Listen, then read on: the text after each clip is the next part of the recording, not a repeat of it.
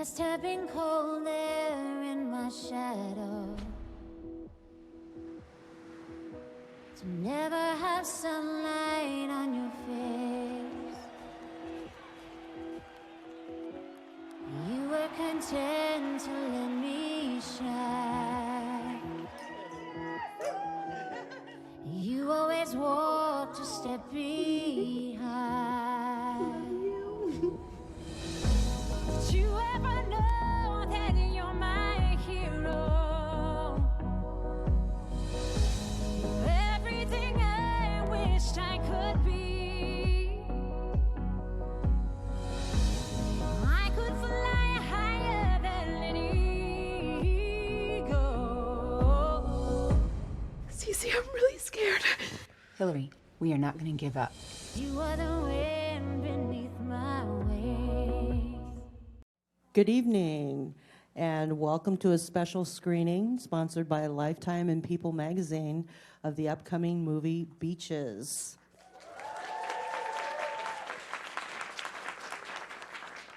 Thank you all for coming here tonight. And of course, I would like to introduce our special guest for Q&A. I think we all are huge fans of her, starting from Rent, Wicked, and of course, a small movie, Frozen. You may have heard her sing the theme song, Let It Go, once or twice. And now, she is the star of the upcoming movie Beaches, Idina Menzel.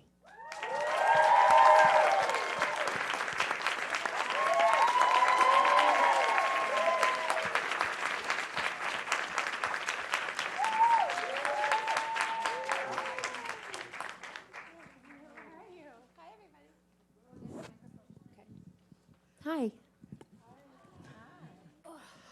Thank you so much for joining us tonight. I'm happy to be here. This is exciting. I don't like seeing my face too big, though. Yeah, okay. I would say it's always nice to be out in a crowd of New Yorkers. You obviously have a huge fan base here. Oh, thanks. Tell us about the very first time you ever watched Beaches.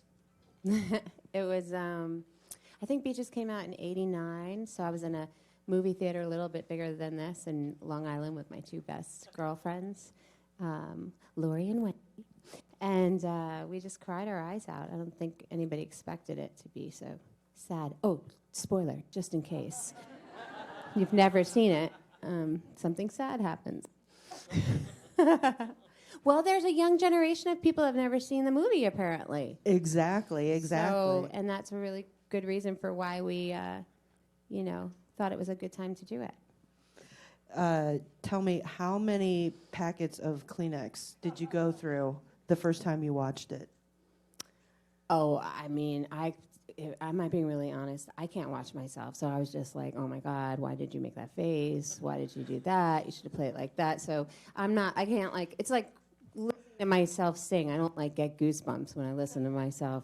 I'm immune to myself. But apparently you need a nice pack of tissues.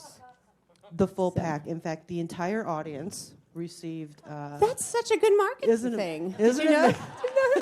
It's tissues.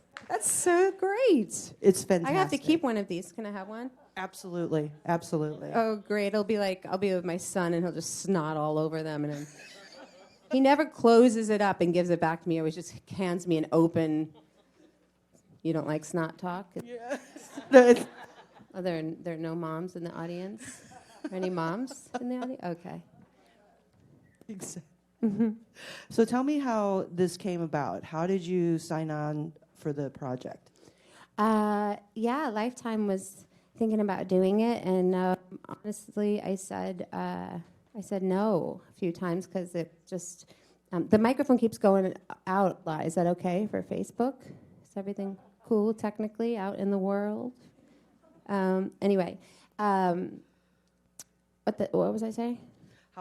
How the project came about. Oh, yeah. So, I thought you might want. Thank you. Hello, testing. Hello. Okay.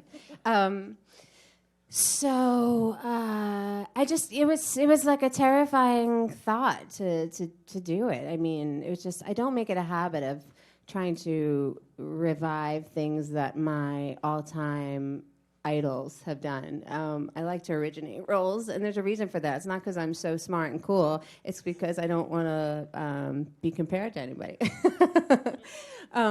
So it was a lot. Yeah, I didn't. And I love the movie the way it is, but you know, sometimes a girl needs a gig too, and it's such an amazing role. And how often do you see film or anything that has two female characters right in the center of the heart of it? And it's about friendship. It's not really about their romances that much, and it's just really about them. It's so rare. So, well, actually, I probably am the only one that's been in like the only 3 projects: Beaches, Frozen, and Wicked. They're all female-centric. So I'm a total hypocrite. But most of the time, you can't find anything else, right? So yeah, it was daunting, but I don't know. I thought doing the music would give me a chance to kind of put my spin on things, because I thought the audience may give more permission for change with it, because it's the music and the productions from years and years ago. So it's okay to sort of update that, and I also felt like there's a real conversation to be had, you know, amongst us women in this day and age. And to see sort of how we've grown and how we think about the choices that we make, you know, as whether we're have a career or a family, how we, thank you, that's my Coke. How we, my Coca-Cola for all of you out there. Oh, great, give me a line. Okay. And Disney fires me. Okay. So, what was I saying as I just got fired from my biggest job About ever? Story about women. Yeah, and you know, and it's strength like, and I think that this version, actually, I think Nicole, if she's here, our amazing writer. Hi. I've been talking about her a lot in all the interviews I've been doing, because I think that her role was probably the hardest, because she had this beautiful, iconic film, and we wanted to keep, you know, those moments that we all would miss if they weren't there, but she also had to update it and modernize it, and I think she did a great job with that. So, and so what she did was Nia's character, Hillary, you know, is her career is more talked about in the film, and you just see the women sort of not letting each other settle and being hard on each other the way true friends should. So that's why I'm excited about it coming out now, because I think we can look at it and we can talk to the people that we watch it with about our choices. Do you have a friendship like the one that CeCe and Hillary have in the? Yeah, I do. I have my sister, first of all, but they were talking non-blood. I have my college roommate, Deb. Her name's Deborah, but I call her Debbie. And we lived together freshman year of college. The first thing she said to me in the cafeteria at NYU Weinstein dormitory was, man, Idina, you have a big rack. I was like, shut up, that girl is such a bitch, you know, because she's flat-chested, so she was just very envious of me. And we hit it off from there. No, but she's always been honest and always direct, and we've always, you know, just really felt like we could rely on each other in the hardest of times, and I can tell her anything. And who will you be watching it with on Saturday? Because I like to watch myself so much. Exactly. Knowing that it'll be freeze framing it. My mom is actually in LA watching my son right now, so I could be here to do this stuff, and she's going to stay, of course, so we can march first of all, and then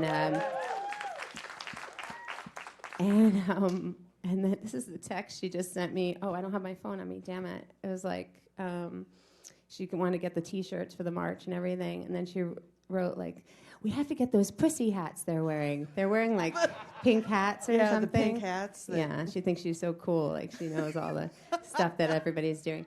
But anyway, so we'll be watching it together. But she specifically canceled the get together because she was like, I hate when everybody talks during your singing or your acting. Like she wants to just sit there and stare at the television. So I'll probably like peer in and out, you know. I was gonna say you'll be going like Yeah. this in the. Yeah. No, I'm proud of it. It's just hard to, I don't know. I've always been that way, perfectionist. Even when I record music, you know, it's hard for me to listen back to it. I always want to change something. Now, I've had the great pleasure of already seeing the film. It's terrific. The music also is like a third character. Or another character. That's a good way to say It's terrific. Tell us a little bit about composing, producing the new songs. Yes, that's where I really want to just say thank you to Lifetime and the producers because they welcomed my music suggestions. They welcomed some of my own music to be in the movie. I wrote a song called Last Time. It's on my album that just came out, and I had just written the song with my songwriting friends, and it was about a friend who someone passed in their life, and they had all these regrets, about not saying and doing enough before they moved on. So it was like, a really good fit, and I said, I don't want to push this on you guys, but because we were trying to we wanted to keep the iconic songs like Glory of Love and Wind Beneath My Wings, but also, change it. And that was helpful for me, too, to sort of, kind of carve out my own little window here in the Beaches world. I was just going to ask, because the songs also, they hit a lot of different beats, and they come at different important moments in the film. How important was that for you in kind of finding your own way into CeCe?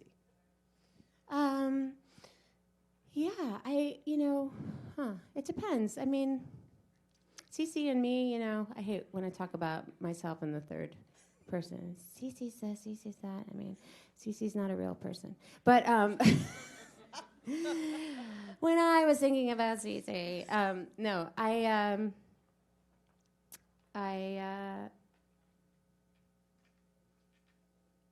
trying to think how to answer the question. I'm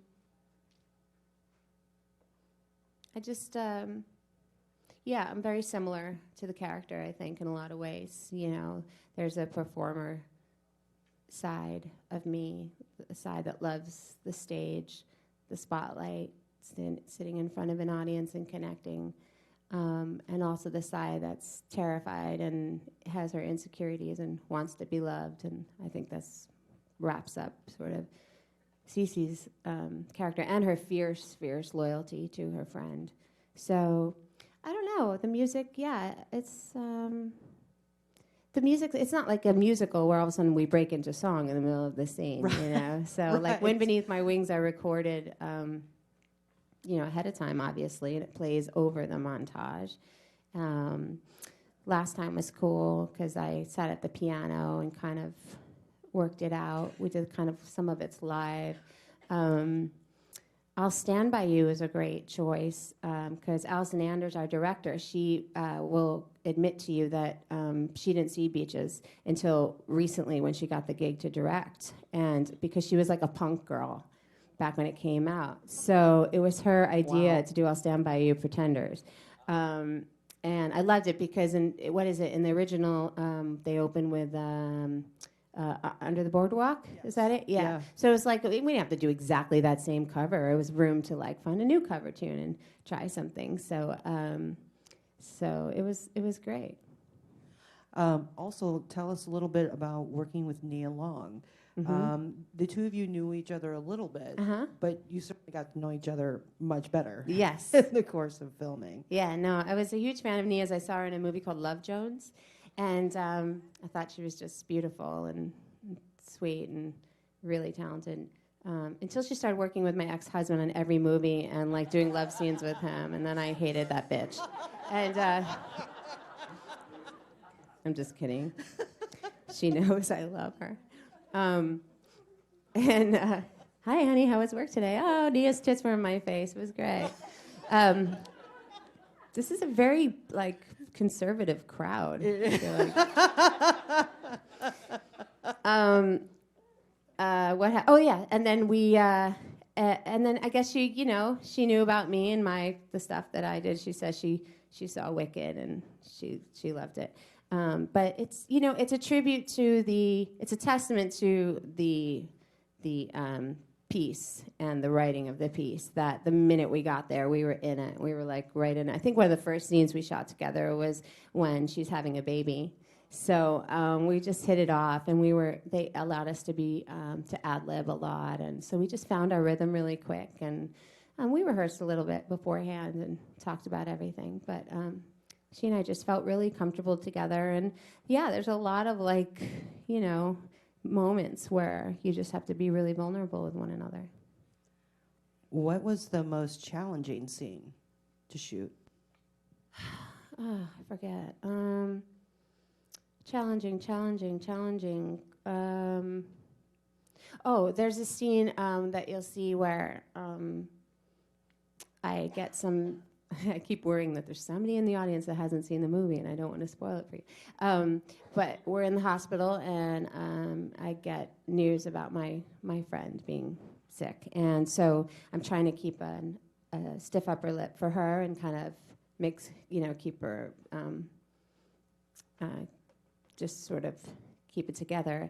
And so we do this scene, we talk to the doctor, and then and I give the doctor, I grill the doctor on everything, and then I turn around and have to walk out and then completely lose it, and then her daughter shows up, and so then I have to get my shit back together again in front of her daughter. So it was a lot of switches, so that was hard, but it was a fun challenge.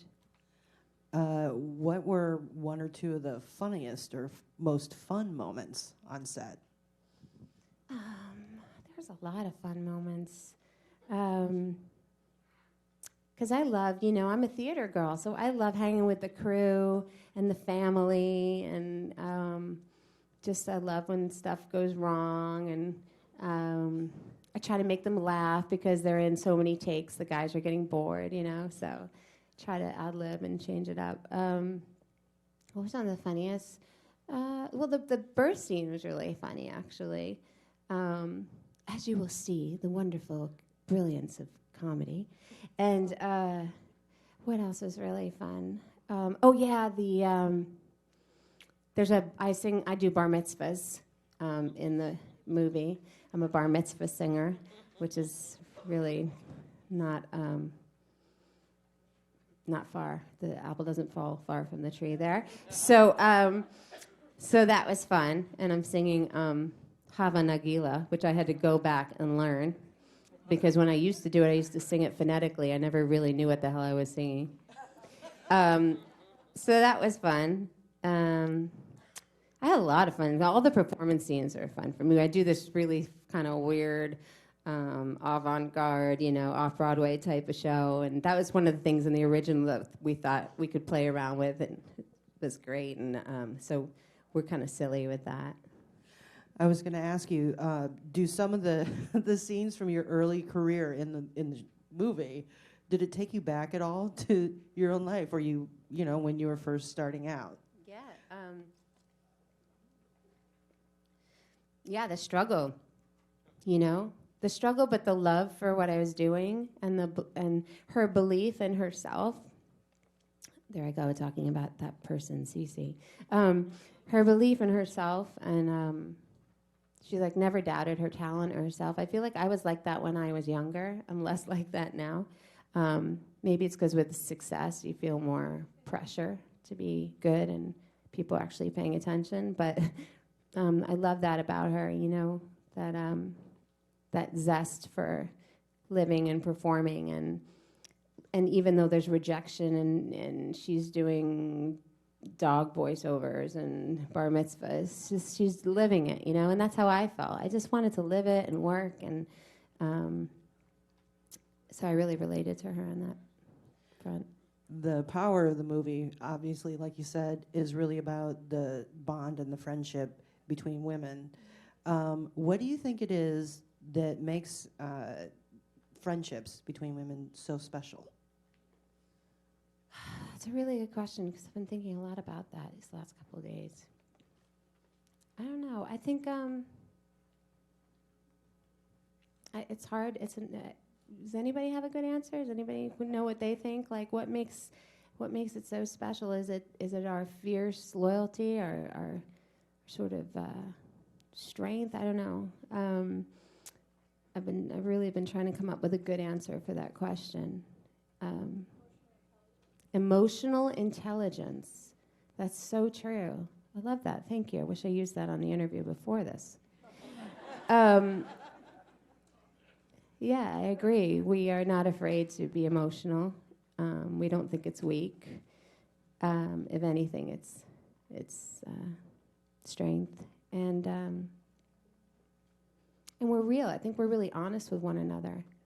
You know, like guys, do you notice guys keep a lot of their friends? I find guys can have longer friendships from when they're kids for some reason, but I think it's because they don't like, if one guy does something to piss the other guy off, they like forgive them and just like, whatever, dude, you know, and they just stay friends. But women are very much harder on each other. So when those certain relationships endure the test of time, then they're just the most beautiful thing. Absolutely, just the back and forth, like in some of the scenes, you know, all of us have had deep conversations with our friends, and sometimes it's ugly, and sometimes it's, but in the end, it's always supportive. So. Yeah, and you have to trust that you can fall and that person will have your back, you know, and you want them to push you, you know, you want to be challenged. I want my friends to challenge me and push me and not let me get away with anything, you know. And what I think I said it already, but what I just love is that these two friends, they don't let each other settle, you know. It's not good enough to compromise what your dreams were when you were a little girl. You got to go for it.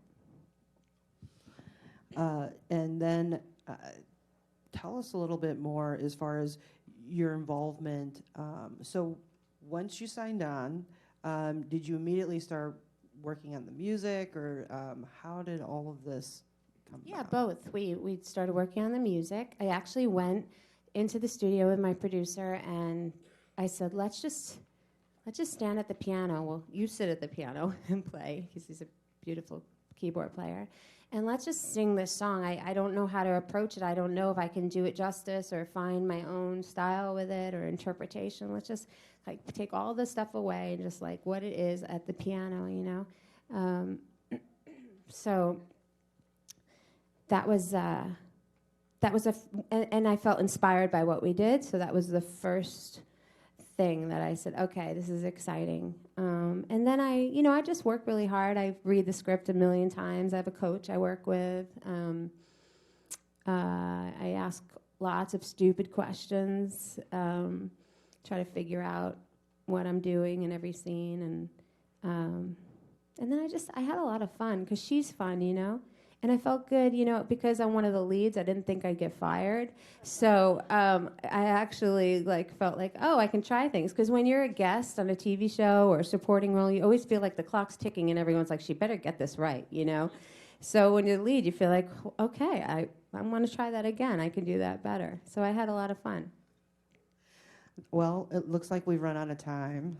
I'm not taking questions from the audience. Unfortunately, we have to go right to the screen. Who wants to see that?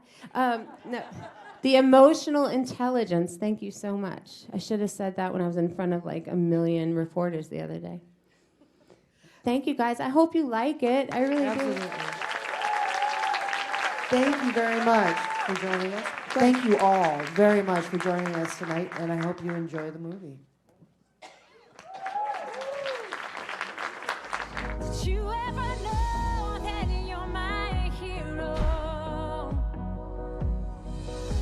You're everything I wished I could be.